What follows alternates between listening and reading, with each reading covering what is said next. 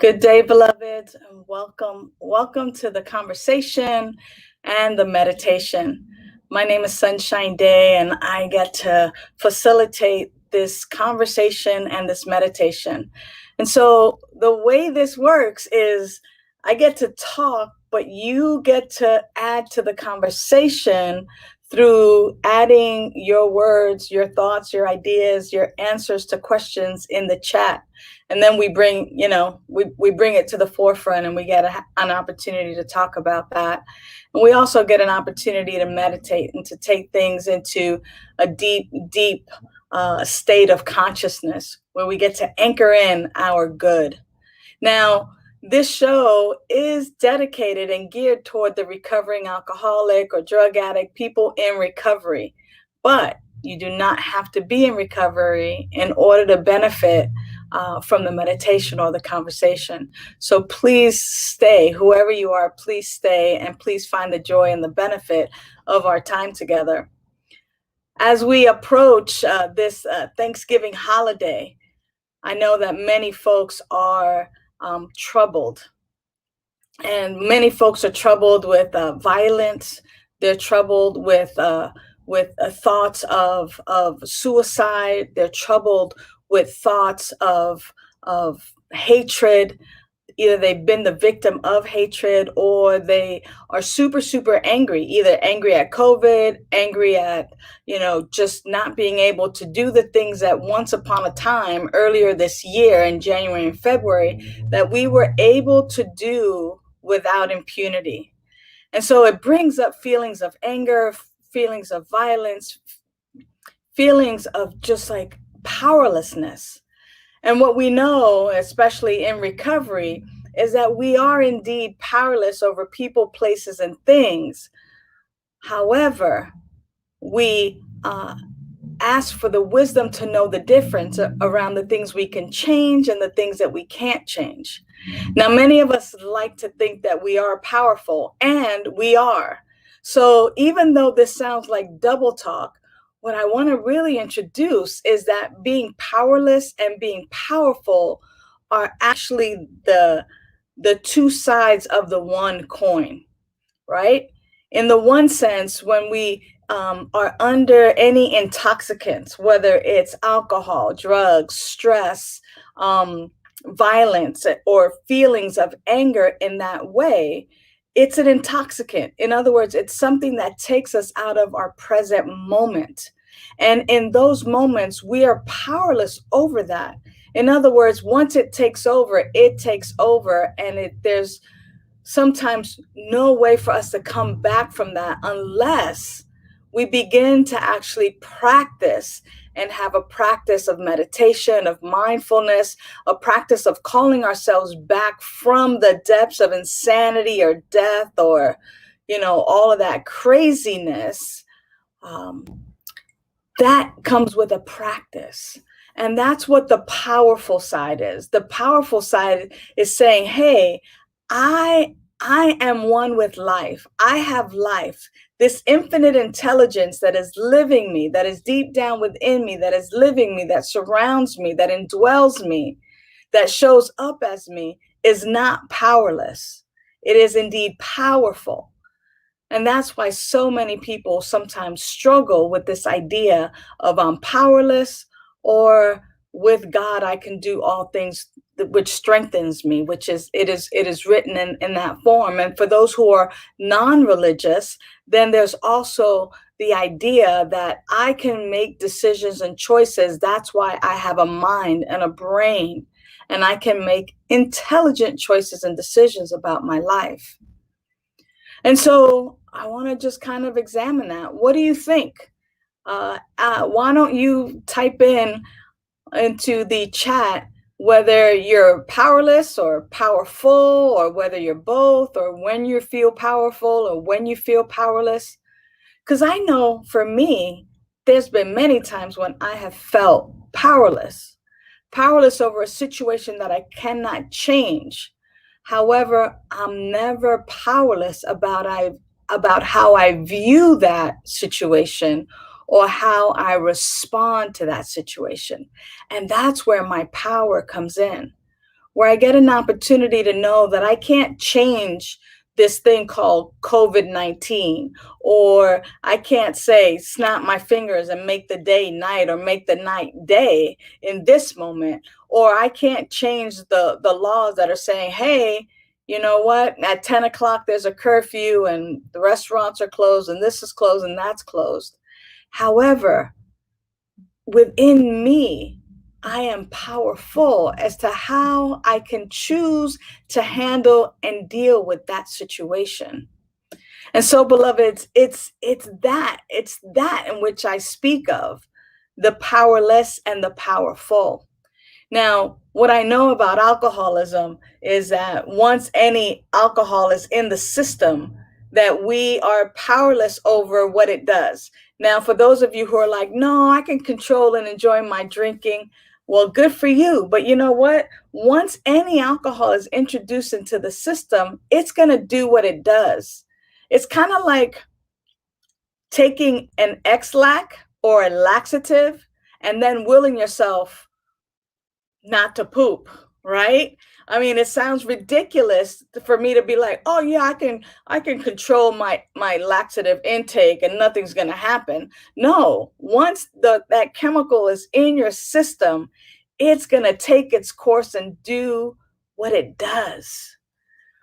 And so when we have that kind of activity happening for us in our bodies, where then we're powerless. Once it's in our system, we're powerless, and it's going to run its course.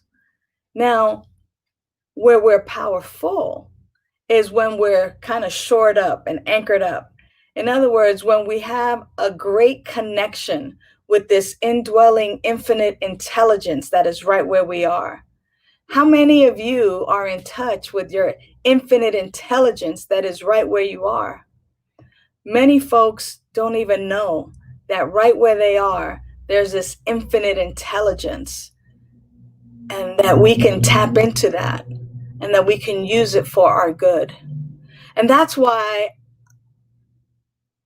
I love having these kinds of conversations, because it provides an awakening, if you will, an awakening of people's spiritual magnificence. Like, did you know how magnificent you are? Do you know that for yourself? Write in the chat how magnificent you are, how powerful you are, how amazing you are. Many people don't even recognize that.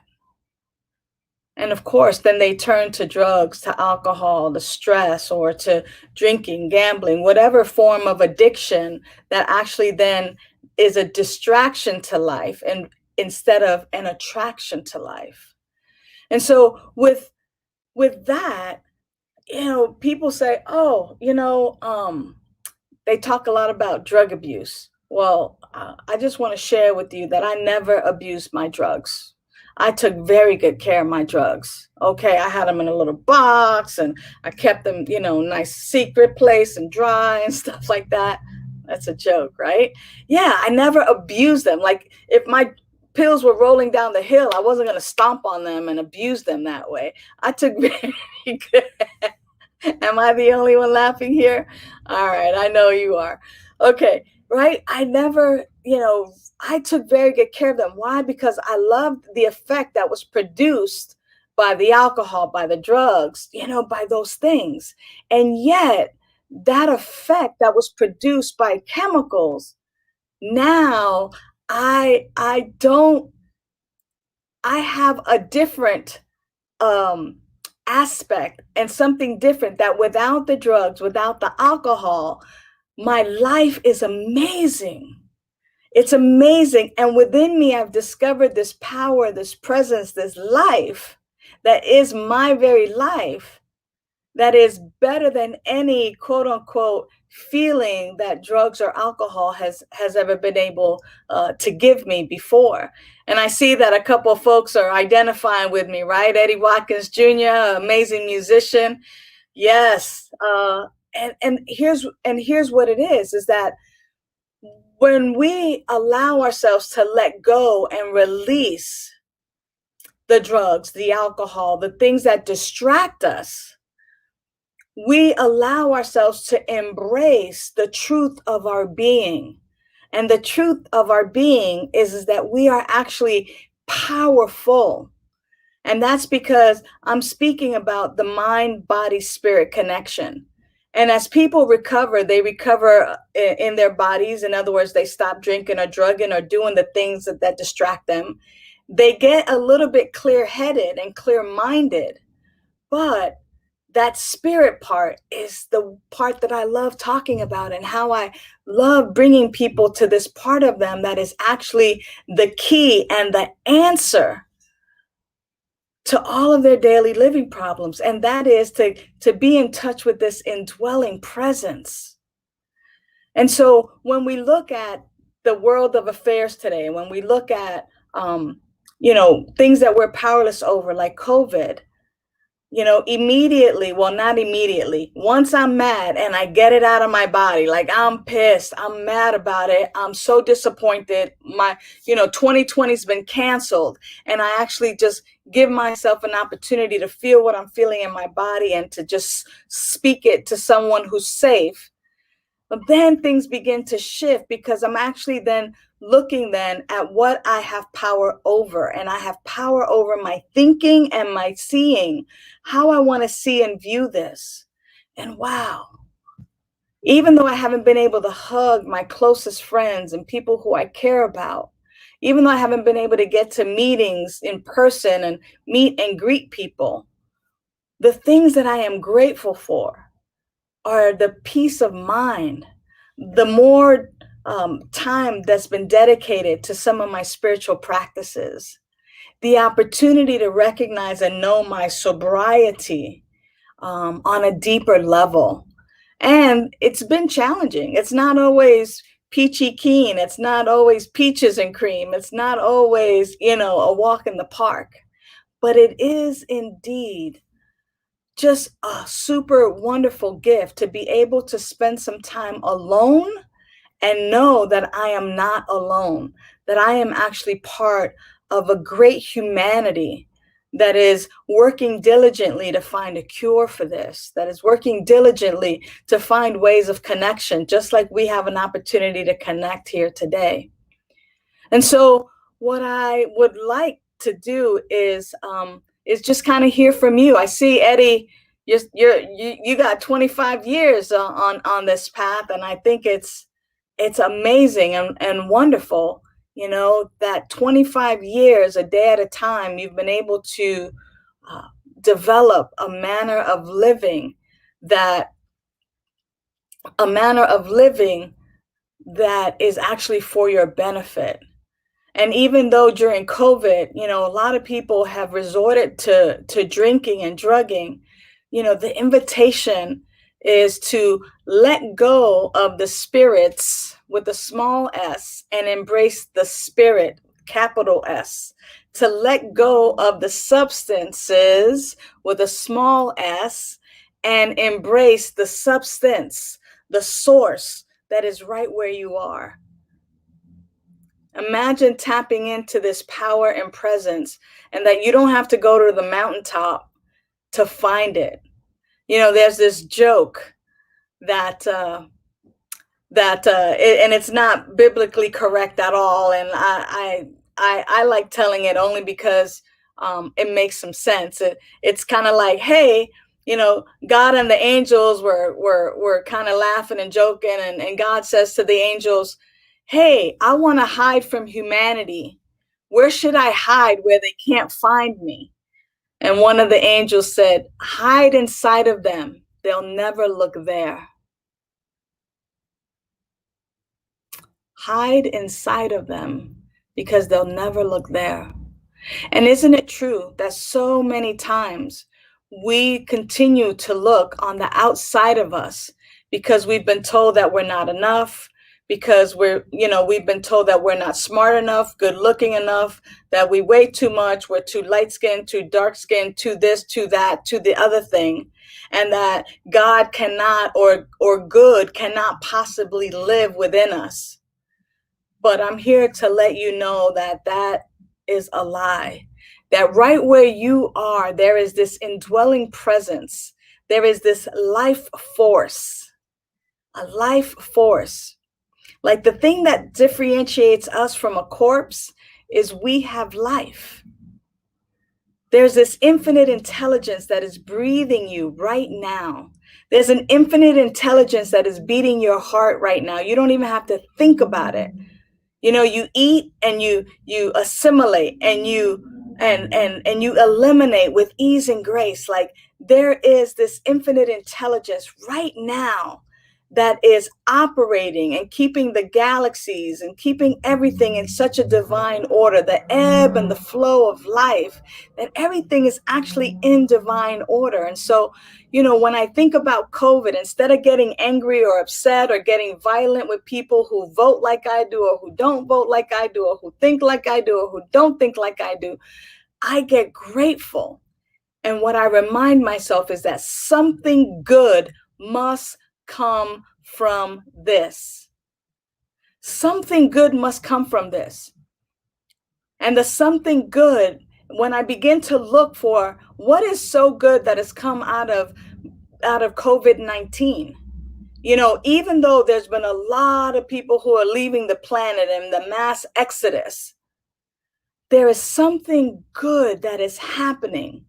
And we might not be able to see it right now, but you might be able to count all the gifts of COVID and the things that it has brought into your life.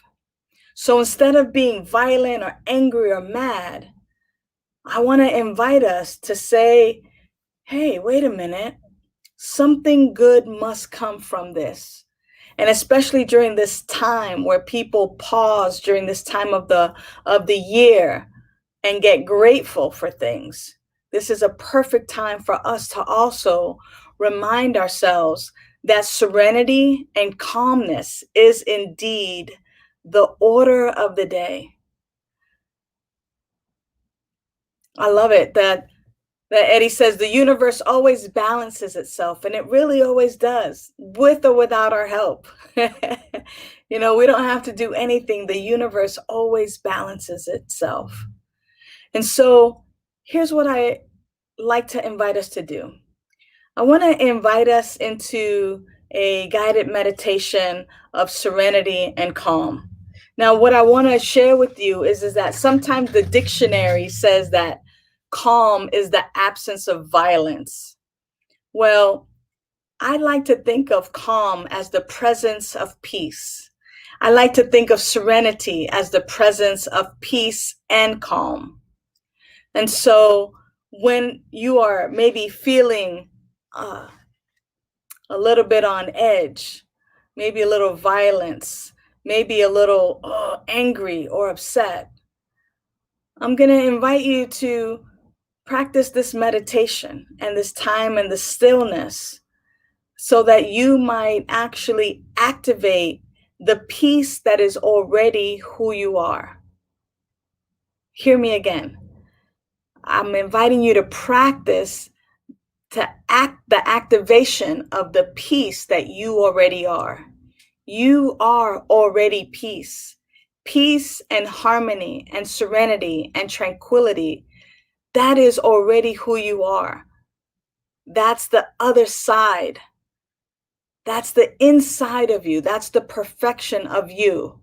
And so to the degree in which we focus on the perfection and we bring our attention to the perfection of who we are, right? It's to that degree that we actually get to live our genuine life. Because in the flesh, we may struggle with alcoholism and drug addiction and distraction and all forms of addiction. But at our center, at our purest self, right where that life force is the spark of who we are, right there is the peace and the calm, the serenity, the tranquility, the harmony that we are, the perfection that we are. So the invitation is to gently close your eyes. If you're comfortable, let them just close all the way. If you're not comfortable, just let them close halfway or cast your gaze upon something inspirational. And notice straight away that peace and that tranquility that is already present just by saying close your eyes or cast your gaze upon something inspiring. Notice how that sense of peace is already there, how that sense of calm is already there. And I usually have you breathing normally and naturally, but this time, the invitation is to take some nice deep breaths. And with each inhale through your nose, just see it as a cleansing breath. And with each exhale through your mouth, you might even make a sigh or a noise or blow. It's almost like you're blowing out any anger, any toxicity, any feelings of doubt or fear or shame or otherness. Breathe in that cleansing breath. Release it through your mouth. And let's take about another 5 deep breaths. Breathe them at your own pace, at your own rhythm. The cleansing breath in. Releasing any toxicity, any tension, any stress, any beliefs in otherness, any anger.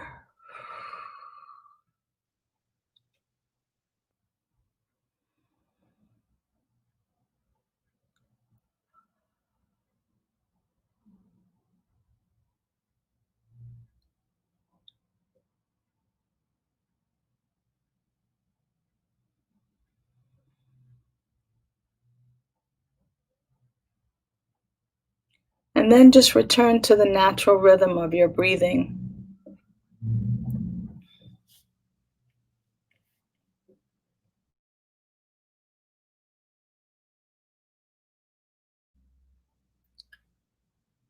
You might even tell yourself, I'm breathing in, I'm breathing out. And notice, beloved, the calmness and the serenity, the peace. Look for it, it's right there.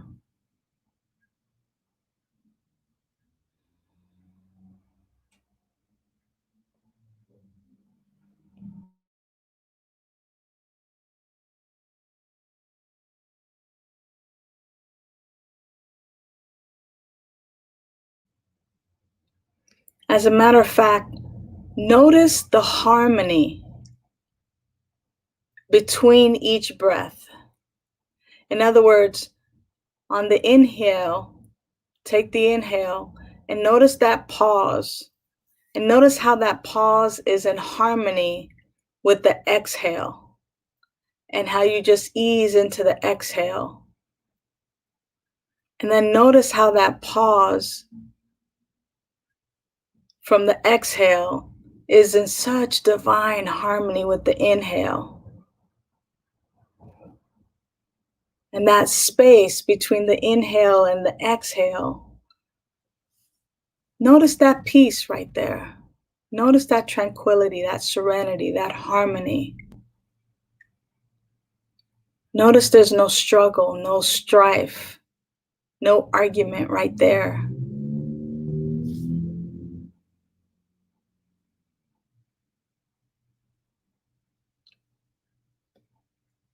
So the invitation is that over the next few days, as you're feeling any strife, any anger, any upset, is to just bring your attention to your own breath right here, right? Look inside. They'll never look there, right? But we're courageous enough to look inside. And we have breath, so we're going to use that breath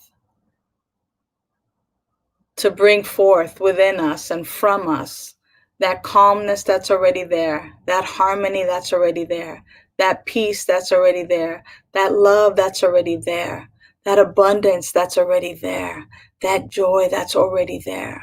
We're going to tap into this. We're not going to go outside looking for something to fix us. It's already right here. And then with your next breath, just simply open your eyes and become aware of your surroundings.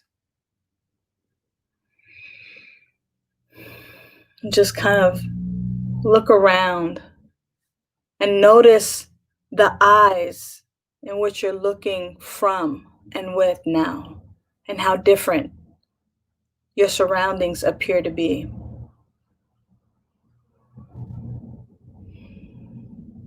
These are just some of the simple tools and practices that we can use to support our sobriety, to support our recovery, to support one another, and to support ourselves, not only during these times of holidays and during times that are way different than what we've ever experienced before, but it works when we work it and when we do it each and every day, so that when we need it the most, it comes automatically.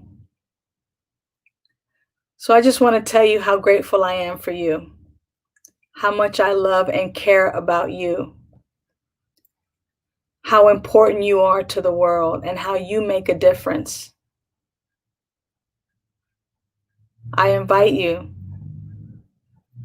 to come back again on Monday at 9 a.m. Pacific, where we'll have another conversation and meditation, and we'll continue our journey together throughout the rest of the year and beyond. Know that you are loved and valued. Know that you mean the world to me. Thanks, and until the next time. Celebrate life. You celebrate your life. Celebrate the memories, the birds and the trees, the hugs and the kisses, the hits and the misses.